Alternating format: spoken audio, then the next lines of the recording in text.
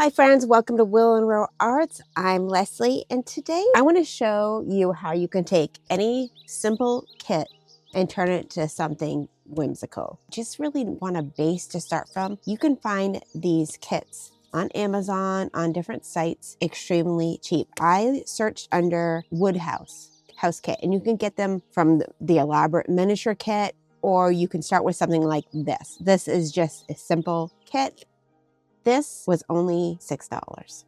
They come in all kinds of different shapes and sizes. You could get houses, you could get trains, you can get windmills, you can get boats, you can get anything. Oh, here we have some examples. They're so inexpensive. So look on Amazon, search for wooden houses. I want to turn this into a cute, whimsical cottage in the springtime. It's spring now. We are heading into April, and it's actually snowing in New Hampshire today. Crazy. And it's not April Fool's Day. I am really ready for consistent spring weather. I'm going to bring spring to me. Let's see what this little kit has. Whoops, there's some pieces. The pieces easily pop out. Comes with instructions. Each sheet tells you what the corresponding letters are. So this matches up with this, and then you're supposed to go A, B, C, D, E, F, G, and we're just gonna go for it. You can use your X-Acto to help get the little pieces out. And then I wanna make sure I have the right shapes for the future. I'm gonna take a pencil, just see in camera, but it's like right there, the door frame. Okay, let's get a window. I don't end up using this, but I thought it was a great tip to get the outline of the window and the door frame. That way, in case you wanted to make a trim in, say, cardboard or mat board or something, you would have the exact measurement. Now let's build this thing. It went together fairly easy. Sometimes the tabs were a little tricky, but if a tab's not working for you, just cut it off and glue it together. Easy peasy.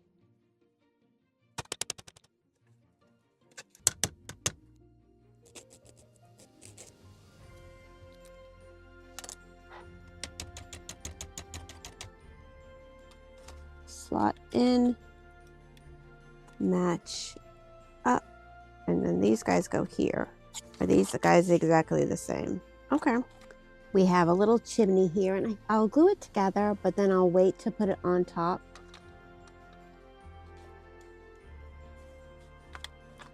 So we have the house pretty much built.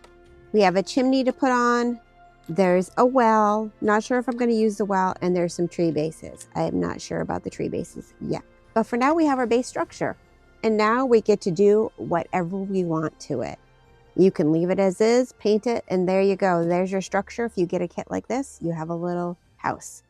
But if you want to go further, you go further with it. And that's what we're going to do.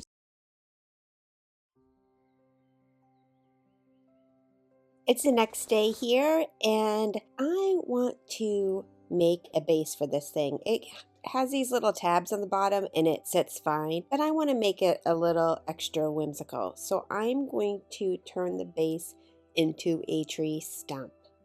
Does this have to make sense in the real world? No. This is a fantasy spring cottage. Why not, right? I'm going to make the base out of tinfoil. I want to get it as level as possible. Front, back, close enough. I have the vision in my head, so trust the process here. I'm going to papier-mâché the trunk, but I want to add stone to the house. What would be easier? If I papier-mâché, I need to let it sit for overnight. And the stone I can do first, then papier-mâché, and I can still handle it. Okay, I think I have a plan. I have some DOS air drying clay. I could even do egg carton. You know what? Let me try clay this time around. There's so many ways you can make your stone. You have some water here.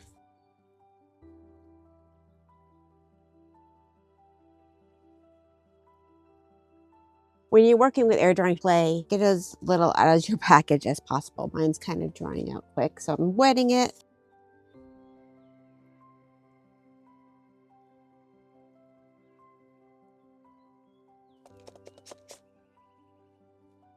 We'll define the windows a little bit more on the next layer. We're gonna let that air drying clay dry, and then we're gonna work on the papier-mâché part. So hopefully that will be dry for tomorrow.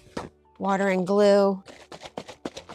I have paper towel here. You can use paper towel, tissue paper, newspaper. I like the paper towel or tissue paper because it's not a thick product to work with. I'm going to cover my tin foil with my glue water mixture, and then we're going to drape.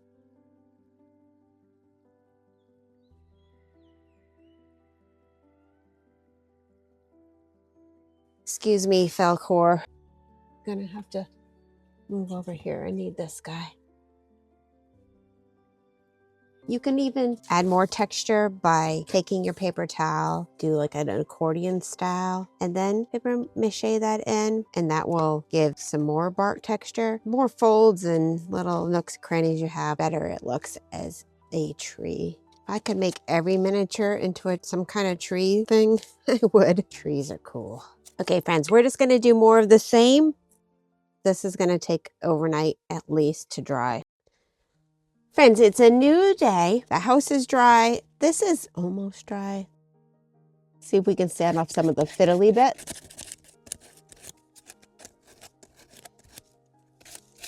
Then I'm going to take my little new X-Acto pen, so cool, and I'm going to clean up some of these ridges here, like that kind of thing. Toothbrush of one of my kiddos to clean out the grooves. The next thing I want to do is I want to make some frames for the windows, at least these two.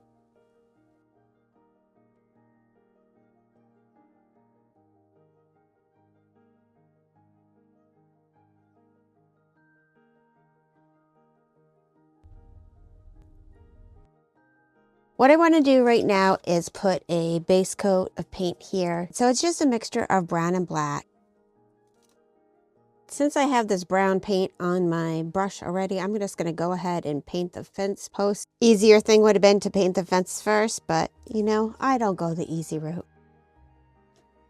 Hi friends, we're a new day here. We had a nice weekend. I don't know if you guys do this, but as I'm falling asleep, I tend to daydream about my projects I'm working on. So in my daydreaming process, I decided I'm going to raise my stump a little bit higher in the background. So I'm going to just add some tinfoil back there. Trust the process. I like that idea. Yeah. We got to papier-mâché that part. I added some more ridges and folds in my tree trunk. I'm going to give that a coat of paint. I'm going to take my brown and black paint, really water it down, and I'm going to paint the whole cottage here. Okay, this is just going to soak in between those lines.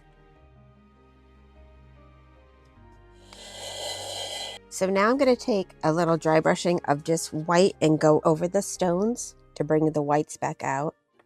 Stones are all different colors, so some might be brighter than others. I think I want the panes inside these two window frames to be wood, so I'm just going to paint a brown color. It's hard to see, but I did put tissue paper in there. That way, if you look in there, you're not going to see the light strands. So I'm going to take my fairy lights, put them in the house. I'm going to glue the top of the house in. I want my stone cottage to have a slate roof. I'm going to use cereal box material. I don't need perfectly even slats. And then we're going to just cut this in strips and snip it, and then we'll glue it on.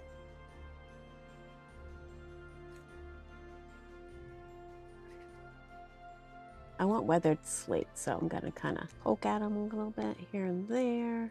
I'm going to like that. A little bit of mixture of blue, black, and whites. Okay, we are getting there. And at this point in time, since I have my blue out, I wanted a blue door.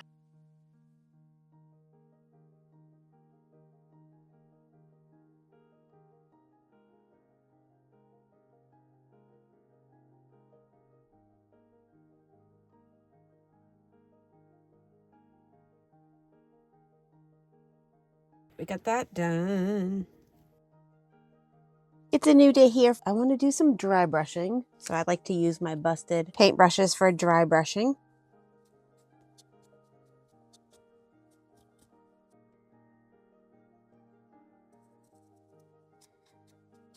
Let's get out an old blush brush for a little more surface area. We can go back and forth with different colors too. Once I add more color in the rest of the diorama, I can be like, okay, this needs some more light colors or dark colors or whatever. So let's pause on the dry brushing a bit. I'm going to start with the greenery. So there's going to be kind of a path that goes like this. Let's start with some of this finer material. That's green. This was pretty good too. This is like a little bit brighter. Here's my jar of random bits and pieces. Some of this is like way too big to deal with. I'm gonna sift this thing. See how much good stuff I have left over? Now I have all kinds of good little fine bits of a mixture of fine foliage. We don't waste here. And right now I'm just gonna do an overall layer of the parts I want green. Regular PVA glue. This is gonna be a beautiful spring garden. That's a great base layer.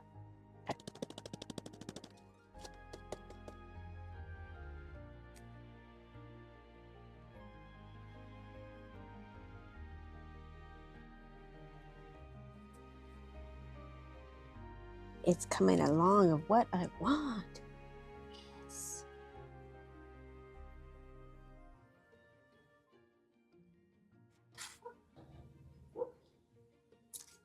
Excuse my dog, there is a package being delivered, so he goes crazy for UPS.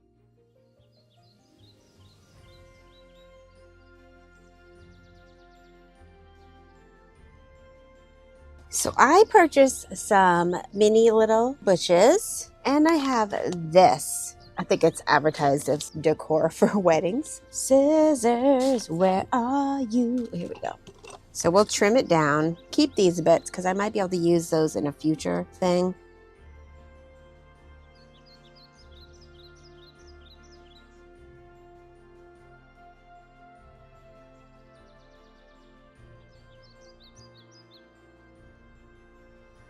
I want to add something here, but I think I want to make some pots. So I think that's going to be a tomorrow project because I'm running out of time for today. I'm going to go through the rest of my flowers, see what else I have for little bits of color. Today I'm going to work on making some pots and adding some more flowers. So what I'm working on is some pots. We had a couple fails. This is what I'm going for. A little teeny pot, little terracotta pot. These guys were too big. This guy's pretty good. He might need to be a little bit cleaned up, but that guy's good. So all I'm doing is I have some of these frosting tips. I have this color I came up with. It's orange and a brown mixture of pre-colored clay mixed together. And I flattened it on my pasta machine. And basically I am going to use this frosting tip as a mold. Try to get it as even as possible. Take my little blade here, trim, blend the two sides together. I can take my blade and twirl this guy, you know, cut off some of the edge if it's not quite perfect. Then I'm going to take my heat gun and bake it. Be careful if you're doing something like this, you might even want to have some pliers and hold it because it does get hot. So once it's cooled down, I can take it off here and I won't lose the shape. If I try to take it off beforehand, before it's baked, you'll get like a mushed one like this. So you can make any size pots. I have different tips and they can also be used as cutters. Once it's hardened, you can take it off. If you need to, you can fill the bottom. Your pot's gonna be tipped over or something like that. You probably want a bottom edge, or you can make a little platter for it. If you want, you can add some bacon bond and you can put an additional lip on it. This is bacon bond. It's glue for polymer clay. So if you have a surface that's already baked and you want to add something to it, you kind of need the glue to make sure it's attached. So say I want to add a little bit of a ridge or put this guy on here. And you have a little lip. All right, I'm going to make a bunch of these. This is just a big sponge that you use for, like, say, washing your car. I cut it up and I painted it. Just shook it around with some paint once cut up. And I have all these awesome colors. You could use it for flowers, trees, coral, whatever. It's an easy to find and super cheap material to make. And depending on how you cut it, you can use it for a multitude of things. I mix these two little sponges together. I'm going to trim them up even more with teeny little scissors. So I'm going to take one of my little pots, tacky glue, and we're going to fill the pot. I have this piece of balsa wood, which I think will make a great flower box for up here. I'm going to paint that brown. I glued some greenery and some sponge material on top here.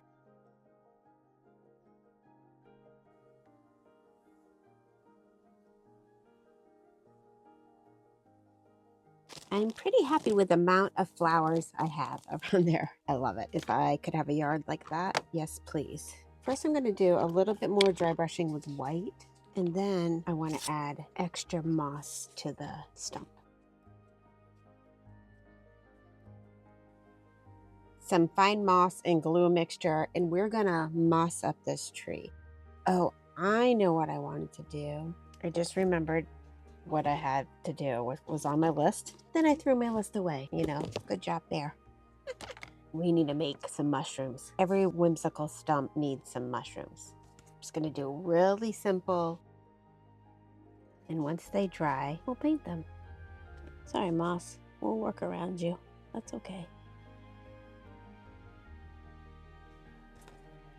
So we'll let that dry. We'll paint those tomorrow. I have some stones. These are little purple ones, and these are glow in the dark. I don't know if it'll register on camera, but we'll see later. I thought it would be fun to add some.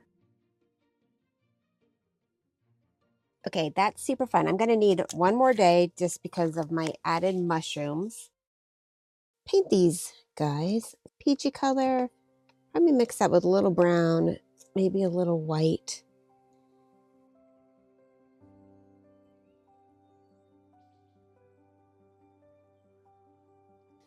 Now I got to go and clean up a little bit of my mess I made.